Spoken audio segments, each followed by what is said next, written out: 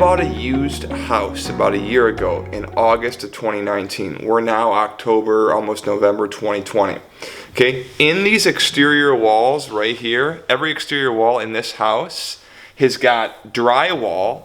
Then there's a 3.5 inches of nothing, and then there's a little, like this fiberboard stuff that's about this thick, less than an inch, probably like 1/2 to 3/4 of an inch thick. Then it's the siding.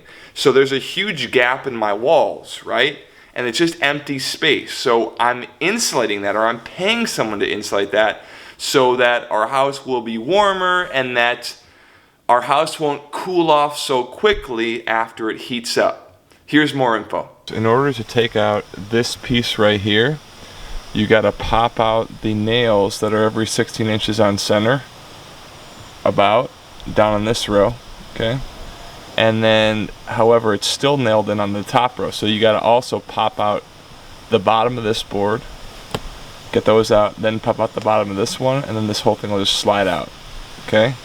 Now the way that you do this is you gotta score along the under edge here with like a utility knife, and if you don't score it first, what's gonna happen is that the paint is gonna peel down into the other board.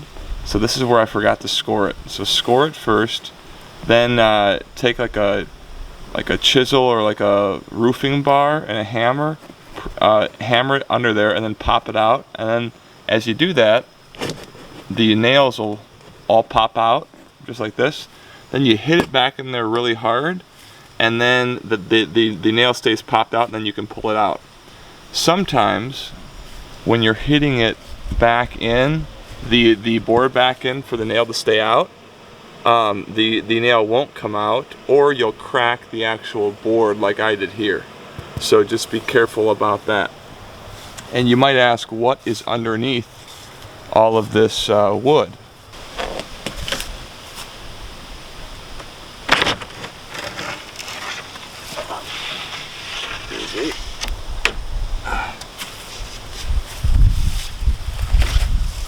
Here's the board that I just popped out,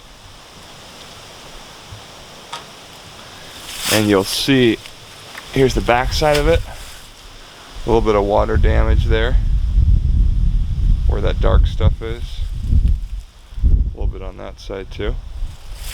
And this is the most interesting thing.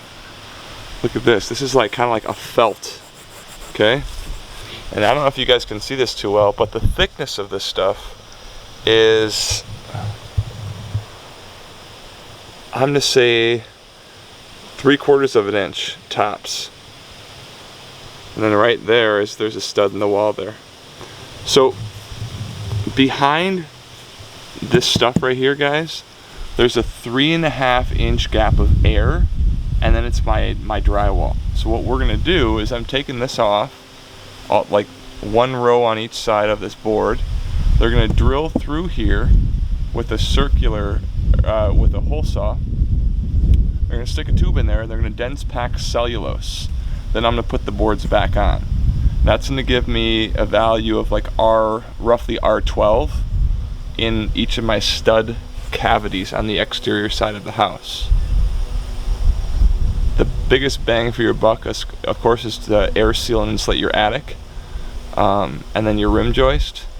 But we want to do the outside because our house heat does not hold heat in well, so we're hoping this is going to help. Of course, you can do energy modeling first if you want to know the exact answer and how effective it's actually gonna be. So thought I'd show you that. And one of the last thing I want to show you is when you take these boards out, if you're not careful, since it's really thin, it's thinner up here on the top compared to the bottom, you can actually cause the wood to split here. Then you'll have nothing to nail into because you'll actually rip this top piece off. So you gotta be really careful with that. I might use some glue when putting it back on. These are the nails that I ended up pulling out. So I'm gonna take these into the store and get some new ones that are like the same diameter and length. And then I put the board that I just took off to show you guys, this little insulation that's on the exterior of the house. I put it back on there because I want to protect it from moisture and rain and stuff, because the insulators are coming in like 2 weeks. But I just wanted to get it ready so that when they come I can just pop these off and they can blow in the insulation, and then we're good to go.